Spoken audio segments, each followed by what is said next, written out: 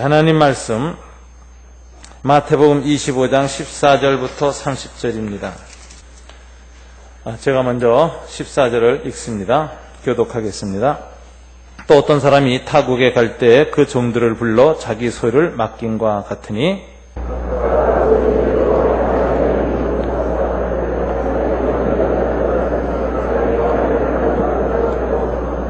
다섯 달란트 받은 자는 바로 가서 그것으로 장사하여 또 다섯 달란트를 남기고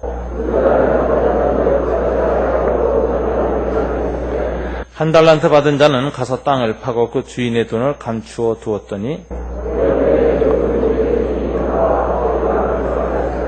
다섯 달란트 받았던 자는 다섯 달란트를 더 가지고 와서 이르되 주인이여 내게 다섯 달란트를 주셨는데 보소서 내가 또 다섯 달란트를 남겼나이다.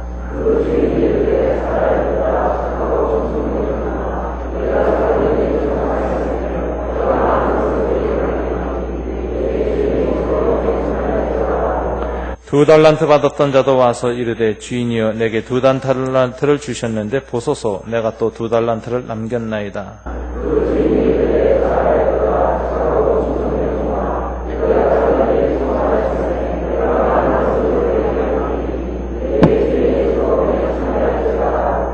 한 달란트 받았던 자는 와서 이르되 주인이여 당신은 굳은 사람이라 심지 않은 데서 거두고 해치지 않은 데서 모으는 줄을 내가 알았으므로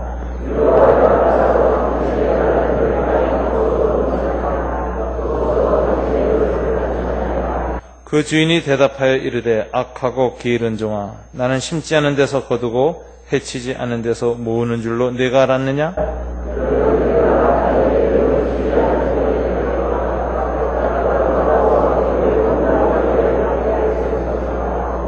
그에게서 그 한 달란트를 빼앗아 열 달란트 가진 자에게 주어라.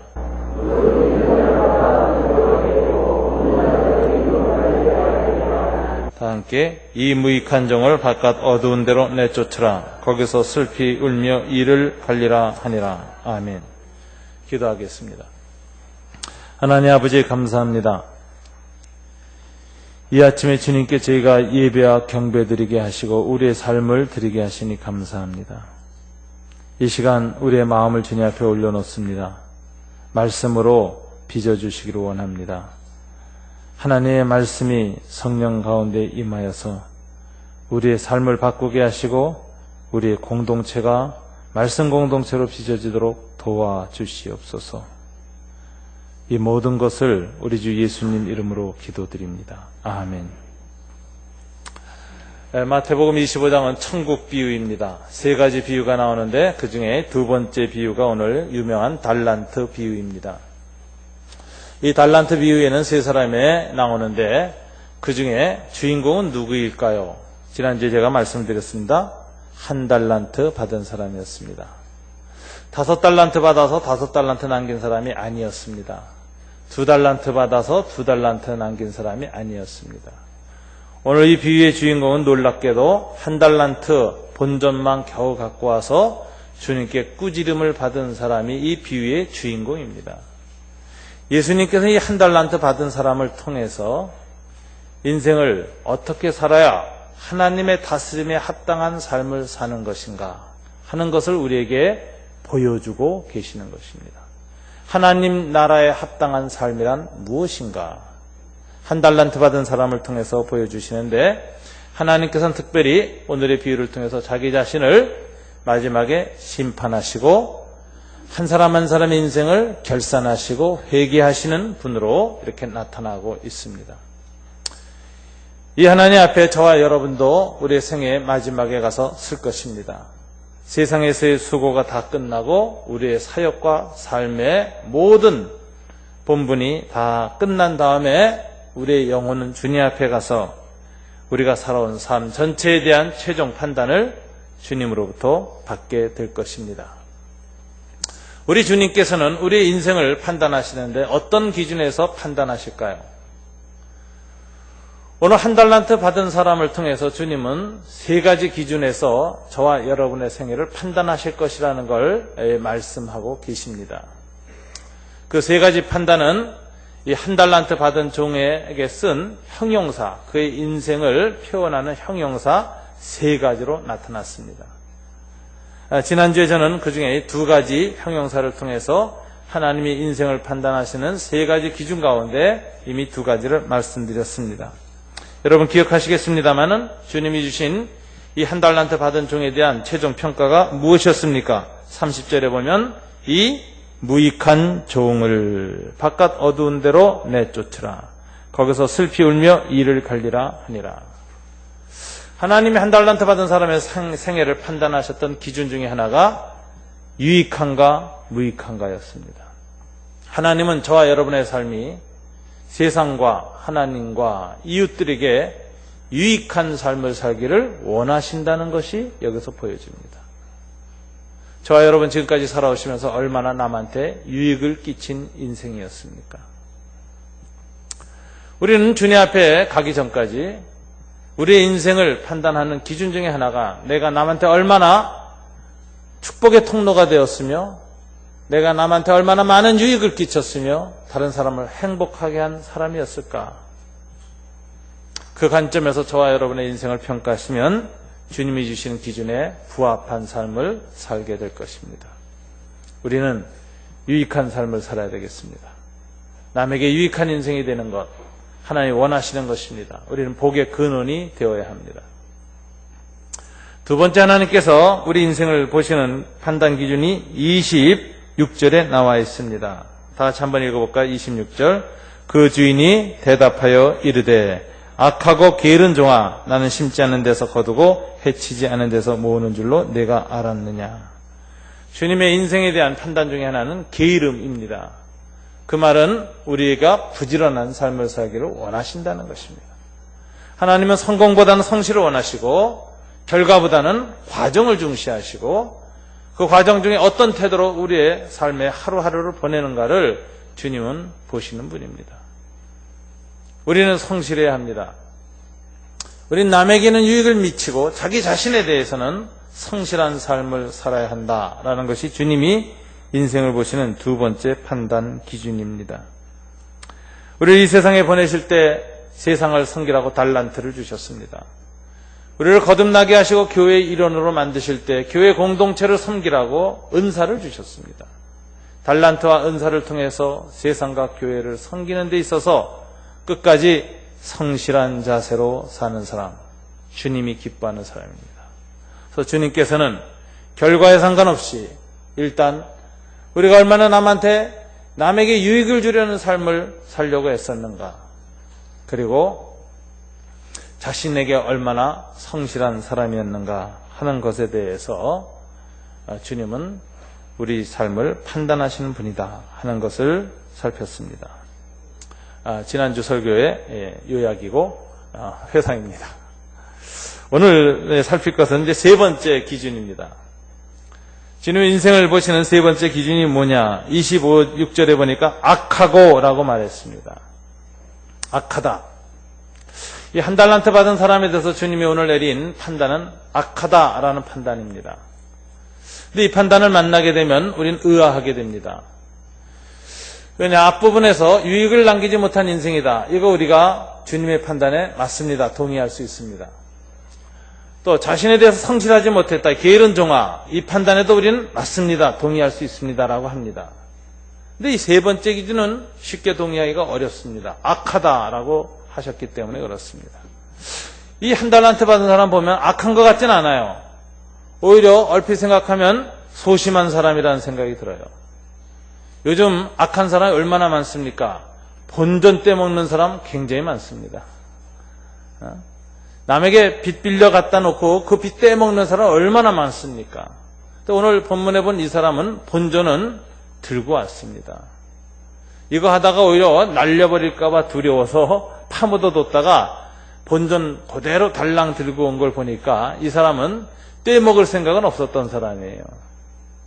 요즘같이 사기꾼, 도둑놈이 많은 세상에서 이 사람 보면은 이 사람은 소심했을지는 모르지만 악했는가, 이런 생각이 드는데 주님은 악하다라고 평가했습니다. 성경에서 악하다라는 이 평가는 어떤 내용일까요? 우리는 성경의 선악의 개념을 자주 오해합니다. 인간의 윤리 개념으로 오해합니다. 인간적인 생각이죠. 우리는 도둑질, 강도질, 살인 안 하면 선하다고 생각합니다. 근데 성경의 선악의 개념은 윤리적 개념 이상의 개념입니다. 더 근본적인 개념이 있습니다. 그건 뭐냐면 관계의 개념이라고 하는 것입니다. 성경은 관계가 바른 것을 선하다고 합니다. 여러분, 그러한 귀절이 시편에도 나오는데 이런 말이 나와요. 선이라는 표현이 형제가 서로 연합하여 동거함이 어찌 그리 선하고 아름다운 거. 거기서 선하다는 표현은 어떤 표현이냐? 사람들끼리 서로 연합하여 관계가 좋게 거하는 것. 이것을 선하다고 했습니다. 거기에서 또 선하고 아름답다라는 표현을 썼습니다. 성경에서 아름답다는 표현도 그리스적인 심미적 표현이 아닙니다. 성경에서 말하는 아름답다는 표현은 심미적인 것보다는 더 근본적인 개념이 있는데 관계가 바른 것을 성경은 아름답다고 합니다.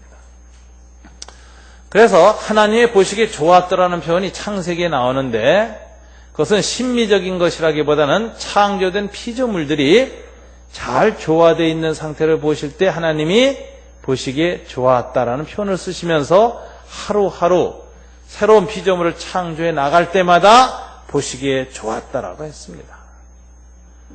근데 5일이 지나고 6일째 되는 날 사람을 창조하셨는데 처음에 아담 하나를 창조하셨는데 그때 하나님이 보시기에 좋다는 말씀을 안 하셨어요. 사람의 독초하는 것이 하나님 보시기에 좋지 않았다. 이런 표현이 나왔습니다.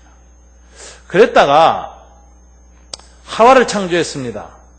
그래서 아담과 하와가 둘이 연합하여 하나가 되는 걸 보시고 창세기 1장에서는 사람을 창조하시고 보시기에 심히 좋았더라. 이제 마지막에 인간이 연합하는 모습을 보실 때 주님께서는 심히라는 표현을 추가하시면서 심히 보시기에 좋았다라는 것입니다.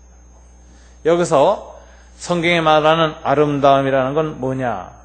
그것은 관계가 온전히 하나 되는 것, 조화가 되어지는 것, 이것이 하나님 보시기에 가장 아름다운 것입니다.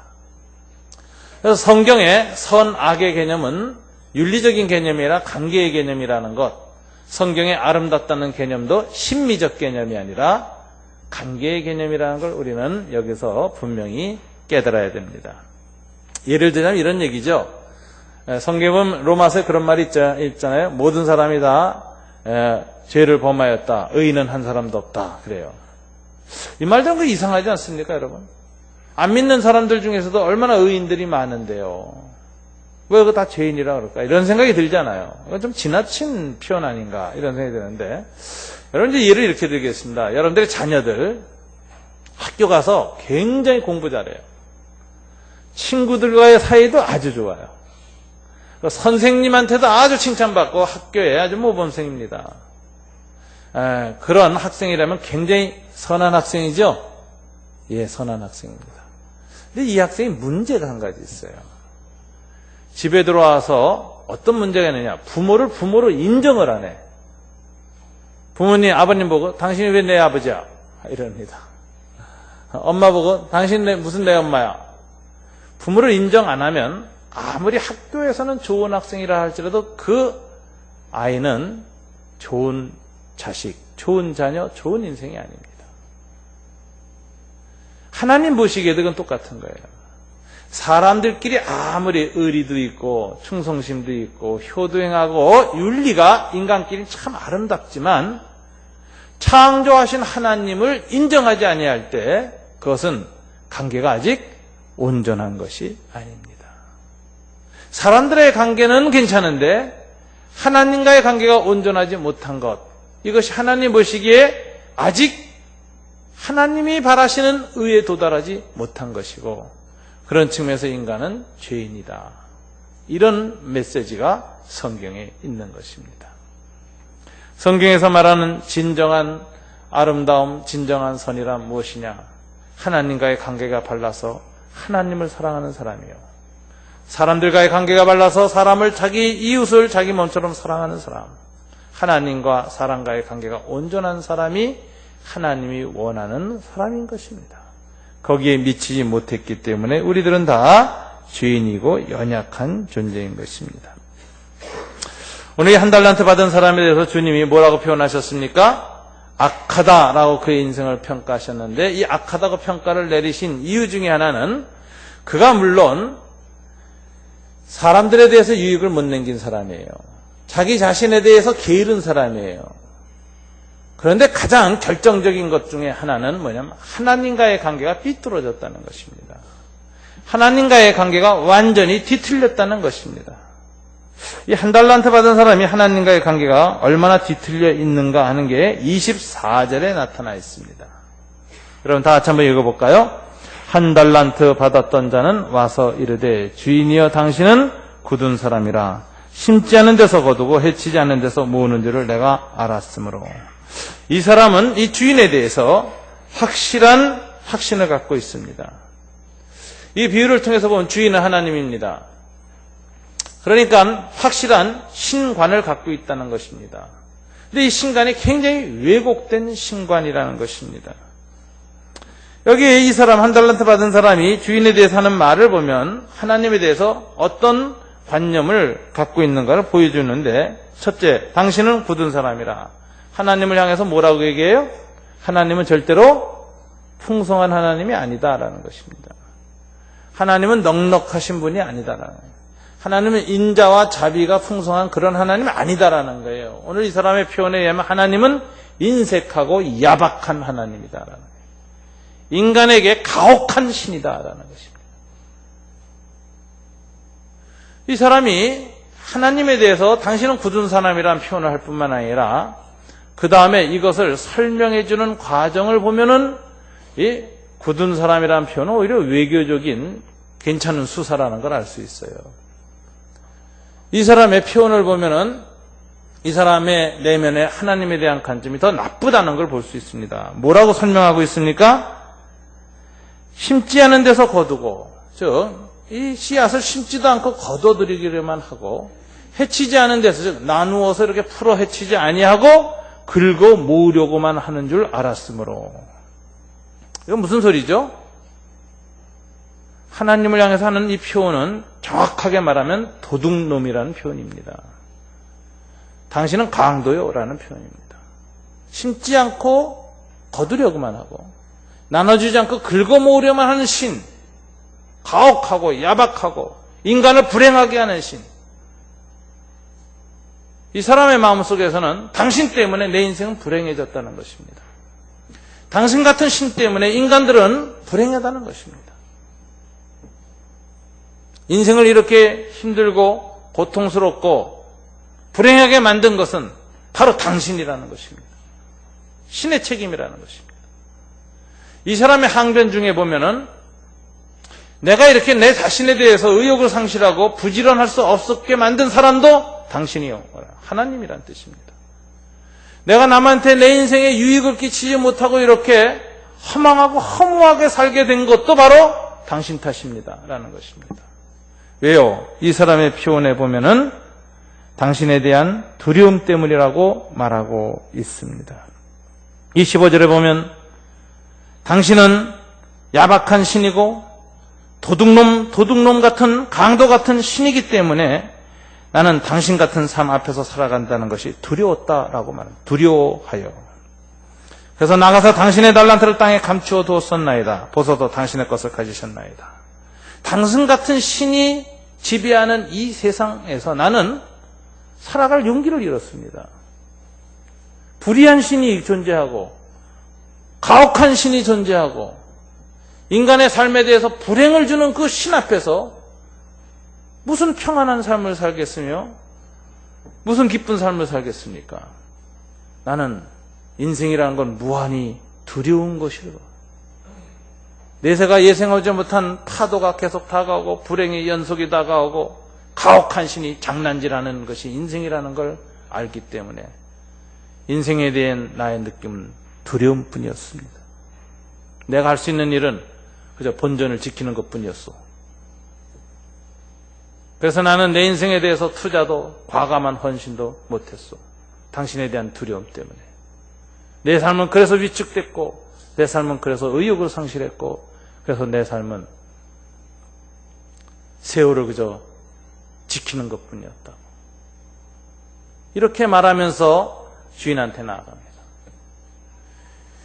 이 하나님에 대한 이 사람의 신관을 보면은 거의 이것은 악마적인 것입니다. 신에 대해서 당신은 야박한 신, 당신은 가혹한 신, 그리고 당신은 나를 두렵게 하는 신, 내 삶에 아무런 의미도 주지 못하는 세상 속으로 나를 던져놓으신 그런 신이라고 하는 이 사람의 표현은 거의 악마적인 수준의 표현입니다. 하나님이 이 사람을 딱 보니까 이 사람의 신에 대한 태도가 거의 어떤 상태일까요? 악한 상태. 완전히 뒤틀려져 있는 상태입니다. 악마적 뒤틀림이 이 사람 내면에 일어나 있습니다. 이 사람은 가만히 보면 인생이 참 불행한 사람입니다. 그죠? 이 사람처럼 불행하게 산 사람이 없는 것 같아요. 하나님에 대해서는 분노와 미움과 저주가 있습니다. 이 세상에 대해서는 깊은 두려움으로만 가득 차게 됩니다. 자기 자신에 대해서는 의욕을 상실했습니다. 남에 대해서는 아무런 유익도 못 줬습니다. 그리고 인생은 그저 끙끙거리고 신음하며 견디고 버텨야 되는 고통스러운 시간일 뿐이었습니다. 이 사람의 인생은 총체적으로 불행한 인생이었습니다. 여러분, 왜 이 사람은 이처럼 불행한 인생이 되었고 하나님 보시기에 철저하게 악한 인생이 되었을까요? 이 사람 무엇 때문에 이렇게 하나님에 대해서 결정적으로 악마적 뒤틀림이 그 속에 들어와서 자기의 삶을 이렇게 파멸로 몰아넣었게 되었을까요? 이유가 무엇입니까? 여러분, 이 사람의 마음속에 하나님에 대한 원망과 상처가 있다는 걸 발견할 수 있습니다. 그죠? 하나님에 대한 원망과 상처가 있어요. 어디서 할 수 있습니까? 이 주인 오랜만에 만났는데 인사도 안 해요. 여러분 같으면 오랜만에 주인 만나면 어떻게 인사하겠습니까? 마음에 안 들어도 이 이상 인사 좀 하지 않겠어요? 먼 길에 오시라고 얼마나 수고 많으셨습니까? 이런 인사 할 만합니다. 그런데 안 합니다. 그리고 오랫동안 이 주인에 대해서 그의 마음속에 품어왔던 칼을 갈고 있다가 만나자마자 칼을 들어서 찌르는 겁니다. 눈을 똑바로 뜨고 바라보면서 아무런 인사도 안 하고 탁! 당신은 인색한 신이요, 당신은 도둑이요, 강도요, 이러고 하나님에 대해서 저주 같은 말을 퍼붓고 있습니다. 이 사람이 이렇게 악해진 이유가 어디에 있을까? 오늘 본문에 보면 하나님께 있다는 사실을 이 사람의 논리로 보면 발견할 수가 있습니다. 이 사람 상처를 받았어요, 하나님께. 왜 그랬을까요? 인생 출발선상에서 하나님이 자기에게 부당하게 대했다고 여겼기 때문에 그렇습니다. 이 사람 인생 출발서부터 하나님은 자기에게 불공정한 신이었다고 여기고 있는 것입니다. 그럴 수밖에 없잖아요. 첫 출발할 때 어떻게 했습니까? 이 주인이 세 사람을 불렀습니다. 여보게, 내가 먼 길을 떠나면서 이제 자네들에게 내 재산을 맡기겠네. 그러면서 한 사람 불러내면서 5달란트를 탁 줬어요. 이 1달란트 받은 사람 뒤에 남아서 무슨 생각을 했을까요? 아, 주인께서 5달란트씩 나눠주려나 보다, 이렇게 기대했을 것입니다. 신이 공정한 신이 되면 시작할 때부터 공평하게 시작하셔야지. 근데 의외로 두 번째 사람 불러내면서 달란트를 주는데 2달란트를 주는 거예요. 덜컹했죠, 그때부터. 신이 공평하지 않구나, 공정하게 시작하게 하지 않는구나, 그럼 나에 대해서는 어떻게 하실까? 가슴이 두근두근하기 시작합니다. 5달란트를 줄 것인가? 2달란트 줄 것인가? 혹시 저 앞에 있는 사람보다 나를 더 유능하게 여겨서 6달란트, 7달란트 혹은 10달란트를 맡길 것인가? 이런 상념 속에서 마음이 두근반, 세근반 하고 있었을 것입니다. 근데 이복에 나오게 하더니 몇 달란트 줬어요? 1달란트 줬습니다. 정말 젊은 사람들 말 표현을 따르자면 체면이 구겨지는, 쪽팔리는 상황입니다. 창피합니다. 주님이 이렇게 말했으면 그래도 괜찮죠. 여보게 이 사람아, 내가 원래 기분파가 아닌가. 나오는 대로 덥석덥석 집어주다 보니까 자네에게 줄게 1달란트밖에 남지 않았네. 미안하네. 내가 멀리 가서라도 송금해 줌세. 이래서 이 체면이라도 살려줬으면 저는 괜찮았을 거예요. 그런데 주님은 그렇게 말하지 않고 냉정하게 말합니다. 왜 누구를 5달란트, 누구는 2달란트, 누구는 1달란트 줬다고 말합니까? 그 기준이 뭐라고 말해요? 예, 15절에 보니까 각각 그 재능대로. 이 말이 더 상처되는 거예요, 1달란트 받은 사람한테는. 이 말이 이런 뜻입니다. 쟤는 5개를 다룰 수 있는 재능이 있어 내준 거야. 너는 2개짜리야. 너는 1개짜리야. 잔소리 마. 이게 이 사람한테 상처가 되는 거예요. 아니, 하나님 왜 저를 제 멋대로 판단하십니까? 왜 저를 무시하십니까? 왜 저를 저평가하십니까? 왜 저를 1달란트짜리밖에 안 여기십니까? 이러실 수 있습니까? 이 사람 이렇게 항의할 수 있겠죠? 주님, 저를 납득시키려면 1달란트짜리가 납득시키려면 다 똑같이 먼저 1달란트씩 나눠주십시오. 기간을 정해서 일하게 하십시오. 그리고 결과로 내가 1달란트짜리라는 게 드러난 데는 나 받아들이겠습니다. 근데 그것도 한 번으로는 좀 불안하고 3-4번 합시다. 아마 이 정도 해서 너 1달란트짜리라는 게 자기도 인정할 수밖에 없고 주변 사람 다 인정될 수 없는 건 나 받아들이겠습니다. 이게 이제 이 사람 속에 있는 생각일 겁니다. 근데 이 하나님이 그러질 않아요. 주관적이에요. 제 멋대로예요. 그냥 턱 보고 너 1달란트짜리. 이거 못 받아들이겠다는 거예요. 왜 주님 인생 스타트 라인부터 저를 1달란트짜리로 만드십니까? 나 이거 받아들일 수가 없어요. 어떤 사람 태어나서부터 부잣집 재벌집의 아들로 태어납니다. 태어날 때부터 상속재산이 25억, 30억인 아이들이 있더라고요. 우리나라 최고 젊은 부자였던 사람 한 사람이 있습니다. 삼성가에 자살을 했습니다만 그 딸 있죠. 이대 나왔었습니다. 그때 대학생일 때 그가 물려받을 재산이 한 280억 정도. 그 당시 상속재산. 재벌가에 태어나면은 여러분 돈만 많이 상속받는 게 아니에요. 유전자적 그 우세성도 있습니다. 재벌들은 며느리 맞이할 때 보고 아주 미녀를 주로 맞이합니다. 그래서 외모의 유전자적 강화를 합니다. 공부 잘 시키고 똑똑한 여자도 또 맞아들입니다. 똑똑한 사이 맞아들입니다. 판검사들 맞아들입니다. 그래서 그 집안의 유전자의 보완을 계속합니다. 그래서 태어나는 자녀들 보세요. 재벌집 자녀들 잘생겼고 똑똑합니다. 정말 타고난 귀족들이에요. 하나님이 인생에 대해서 공평하신 분일까요? 정말 하나님께서는 스타트 라인부터 불공평한 신입니다. 어떤 사람은 5달란트, 어떤 사람은 2달란트, 어떤 사람은 1달란트. 이게 괴로운 거예요, 인생들이. 왜 신은 내 인생에 있어서 이렇게 가혹할까? 나를 저 정도 위치에서만 스타트 시켜줬어도 내가 이렇게 고생 안 할 텐데. 왜 나에게는 1달란트로부터 시작하게 했을까? 신이 미안하다고만 해도 내가 받아들일 수 있는데. 이렇게 말하면 넌 1달란트짜리이기 때문이다. 네 운명을 받아들여라. 냉혹하게 말한 신 앞에서 이 사람 상처받은 겁니다. 내가 섬기는 신이 이런 신이라면 나 이 신을 믿고 살 수 없다는 거예요. 이 신에 대해서 난 감사할 수 없고 이 신에 대해서 내가 느끼는 건 오직 두려움뿐이다. 여러분, 이 1달란트 받은 사람의 이 의욕 상실, 자기 자신에 대해서 게으러질 수밖에 없었던 이유, 인생을 살면서 남한테 유익을 못 지키게 된 이유, 여러분 이해가 가지 않습니까? 저래도 이럴 것 같은데, 내가 이 사람 입장에서 보면 나래도 이럴 것 같은데 이런 생각이 듭니다.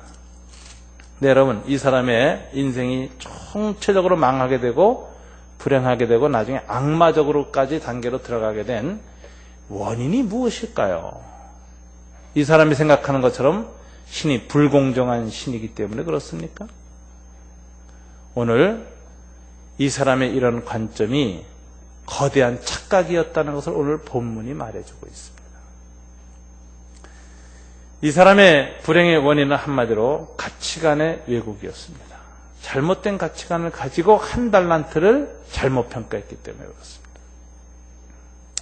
이 사람의 가치관은 지극히 세상적이었습니다. 세상은 항상 크기와 양으로 비교합니다. 세상은 항상 2달란트보다 1달란트가 더 귀한 것이라고 얘기하고 1달란트는 아주 초라한 것이라고 말하는 것이 세상의 가치 기준입니다. 이 사람은 철저히 세상적 가치 기준, 양과 크기로 인생을 평가하는 가치 기준에 의해서 1달란트를 보았더니 분노한 겁니다. 왜 나를 1달란트짜리로 삼았느냐고 하나님께 저항하는 겁니다. 상처받은 것입니다. 그리고 뒤틀린 것입니다. 그런데 여러분, 오늘 본문에서 우리가 놓치지 말아야 할 부분이 있습니다. 하나님의 가치관입니다. 여러분, 하나님은 정말 사람들하고 똑같이 1달란트 받은 사람처럼 5달란트가 2달란트보다 더 크고 1달란트는 제일 작은 것이었을까요? 여러분 어떻게 생각하십니까? 오늘 본문에 보면 놀랍게도 하나님의 가치 기준은 저와 여러분과 굉장히 다르다는 걸 보여주고 있습니다. 우리 인생들과 달라요.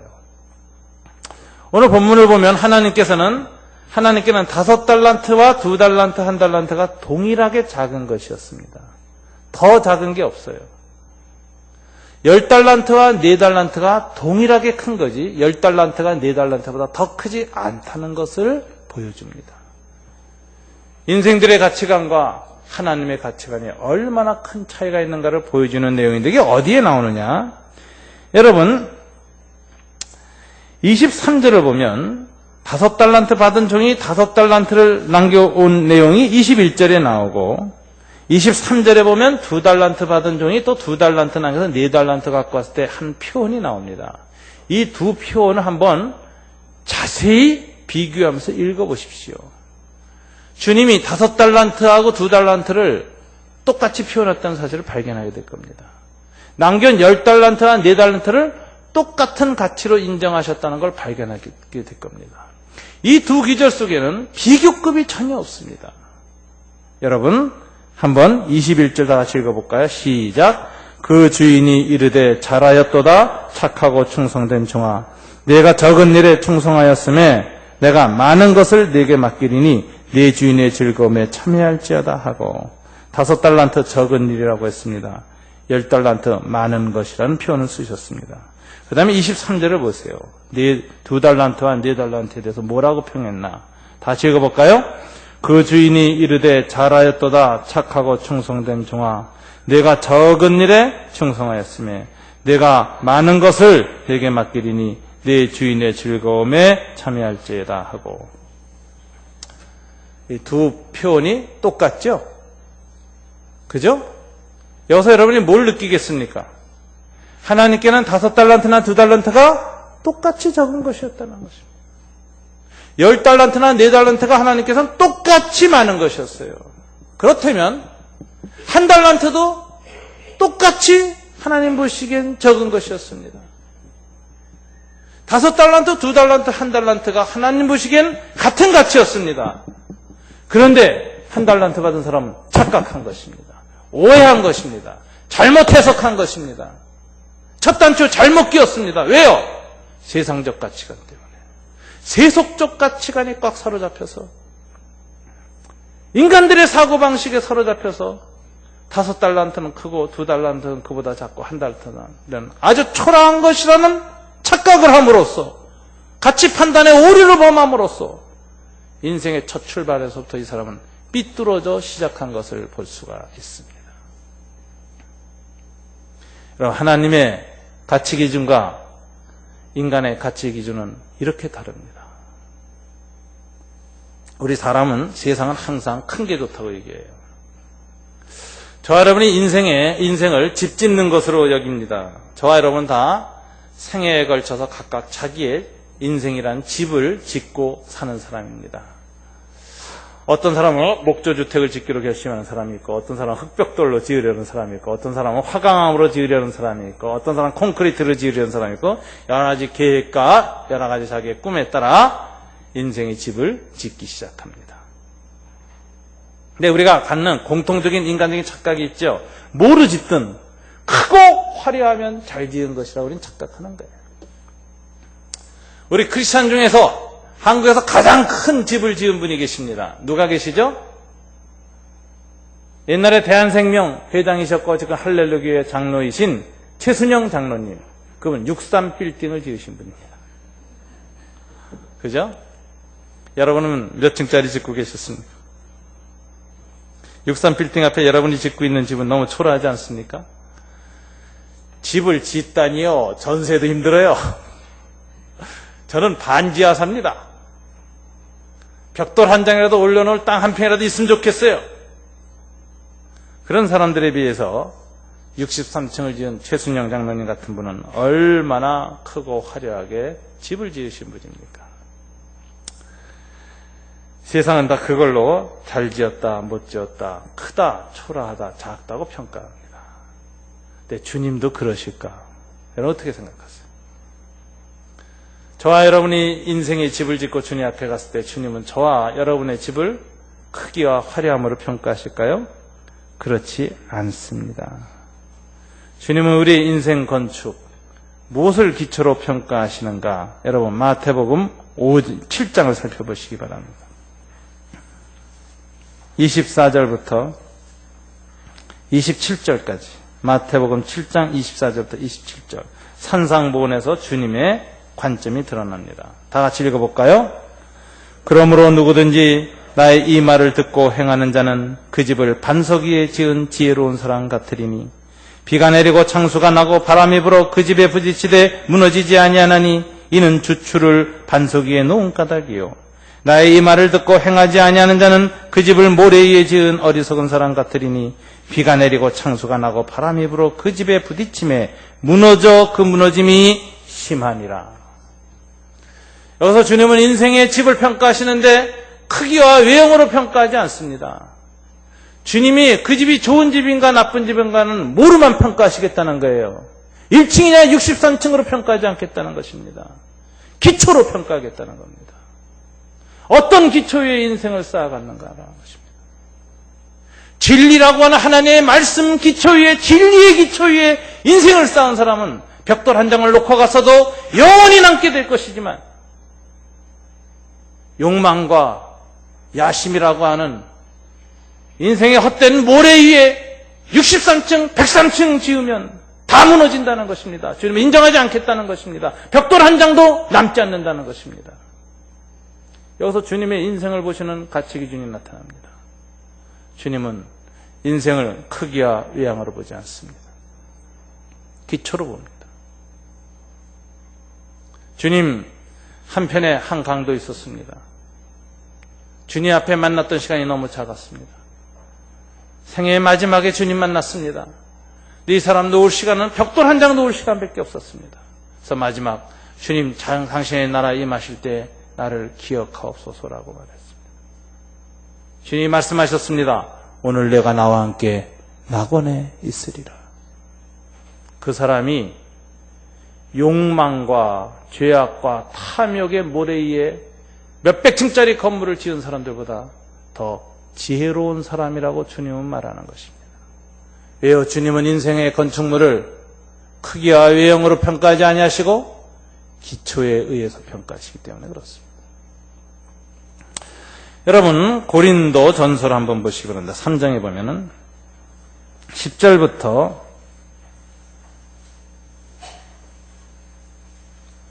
15절까지 266쪽입니다. 신약성경 고린도전서 3장 10절부터 15절까지 교독하겠습니다. 제가 먼저 읽습니다. 내게 주신 하나님의 은혜를 따라 내가 지혜로운 건축자와 같이 터를 닦아두매 다른 이가 그 위에 세우나 그러나 각각 어떻게 그 위에 세울까를 조심할지니라.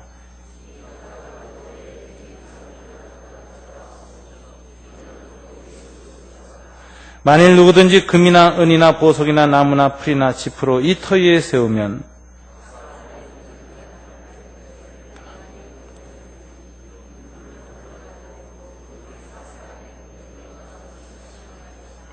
만일 누구든지 그 위에 세운 공적이 그대로 있으면 상을 받고 누구든지 그 공적이 불타면 해를 받으리니 그러나 자신은 구원을 받되 불 가운데서 받은 것 같으리라.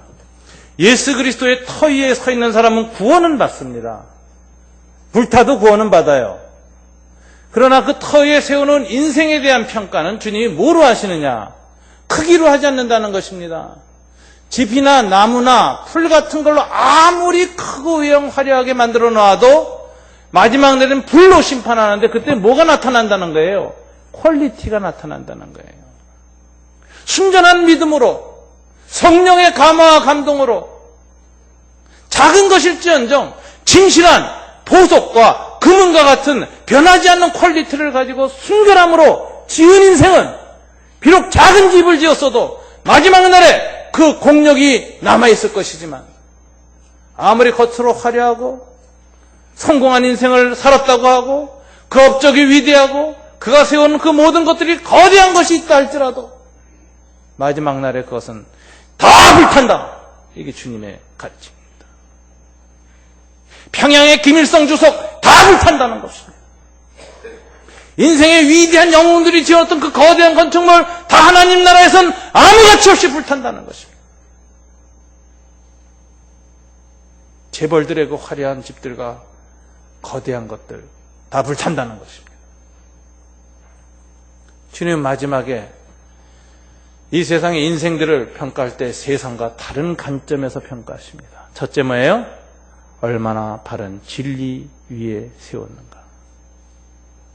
그리고 어떤 퀄리티, 어떤 자세, 어떤 동기, 어떤 마음으로 인생의 벽돌을 쌓아갔는가.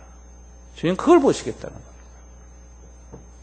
욕망의 모래 위에 죄악과 탐욕의 재료로 지어놓은 집은 아무리 크고 아름다워도 마지막에 기초가 무너질 것이요 마지막에 그 모든 공력은 불에 타버려서 세상을 어리석게 산 인생으로 간주되게 될 것이다. 주님의 가치관이 우리 인생들과 다릅니다. 이 한 달란트 받은 사람의 비극은 무엇이지요? 예수님의 가치관을 갖지 못했다는 것입니다. 세상적 가치관을 가지고 인생을 살아왔다는 것입니다. 예수를 믿고도 이렇게 사는 사람이 많아요. 터는 잘 만났어요. 예수 그리스도를 자기 삶의 터로 받아들였는데 그 위에 세상적 가치관에 따라서 집이나 나무와 욕망 같은 걸로 부풀려서 살아간 사람들 마지막에 땅을 치고 후회하게 된다는 것입니다. 주님 앞에 가서 내가 어리석은 인생이었다라고 자기의 하나밖에 없었던 인생을 깊이 후회하게 된다는 것입니다. 삶은 한 번뿐입니다. 목숨 떠나면 끝입니다. 인생은 한 번뿐입니다. 이 한 번뿐인 것을 영원한 가치를 위해서 투자해야지. 이 세상의 가치 기준에 따라 그 욕망에 따라 사는 사람은 어리석은 인생이라고 주님은 비웃고 계시는 것입니다. 이 한 달란트 받은 사람 착각했습니다. 세상 기준으로 보니까 한 달란트는 너무 초라한 것이었어요. 그래서 신에게 분노했습니다. 불공평한 신이라고 원망했습니다. 그리고 인생을 비참하게 마쳤습니다. 분노와 미움과 불평 속에서 인생을 살아갔습니다. 주님이 이렇게 준 거예요. 5달란트 받은 사람을 이렇게 보니까 주님이 5개를 한꺼번에 할 수 있는 능력이 있어. 그래서 너에게는 은 5달란트를 맡길 테니까 네 재능에 맞춰서 이걸 좀 잘 해봐라 줬어요. 두 번째 사람은 이 사람의 이 내적 재능이 2가지는 한꺼번에 할 수 있는데 딴 건 못해. 그러니까 이 사람한테는 금 2달란트 맡겼습니다. 근데 1달란트 받은 사람이 이렇게 보니까 주님이 이 사람은 기질이나 이런 것이 하나를 꼼꼼하게 완벽하게 하는 스타일이야. 그래서 너에게는 내가 다이아몬드 1달란트 맡겨.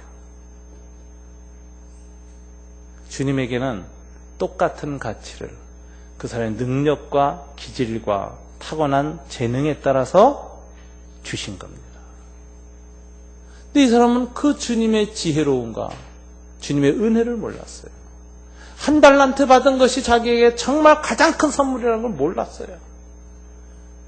세속적 세계관으로 주님이 작게 줬다는 불평만 생겼습니다. 그리고 이 사람의 인생은 그날부터 꼬이기 시작했습니다. 망하는 길로 갔습니다. 불행한 길로 갔습니다. 이 사람의 불행의 원인은 무엇입니까? 세속적 가치관 때문이었습니다. 그래서 주님이 이렇게 말씀하십니다. 그러므로 형제들아, 내가 하나님의 자비하심으로 너희 모든 사람을 권하노니 너희 몸을 하나님의 기뻐하시는 거룩한 산제사로 드리라. 이렇게 말하면서 거룩한 산제사로 우리의 삶을 하나님께 온전히 드리려면 첫째로 이 세대를 본받지 말고, 이렇게 말합니다. 이 세상 가치관에 따라 살면은 하나님 앞에 거룩한 산제사로 여러분을 드릴 수 없다고 합니다. 이 세대를 본받지 마십시오. 이 시대의 성공관에 본받지 마십시오. 이 시대의 출세관에 본받지 마십시오. 이 시대의 인기에 영합하지 마십시오. 우리의 삶에 대한 최종 판단자는 세상이 아닙니다. TV 뉴스 앵글이 아닙니다. 신문에 난 부고장이 아닙니다. 우리의 인생에 대한 최대 판단자는, 최종 판단자는 하나님이시기 때문에 그렇습니다. 하나님께 기준을 맞추십시오. 주님의 기준을 맞추십시오. 그래서 하나를 초라한 것이라고 여기지 말고 그 가치를 귀하게 여겨서 한 달란트, 다이아몬드 한 달란트라고 판단하시기 바랍니다. 그리고 살 때 주님의 은총이 있는 것입니다.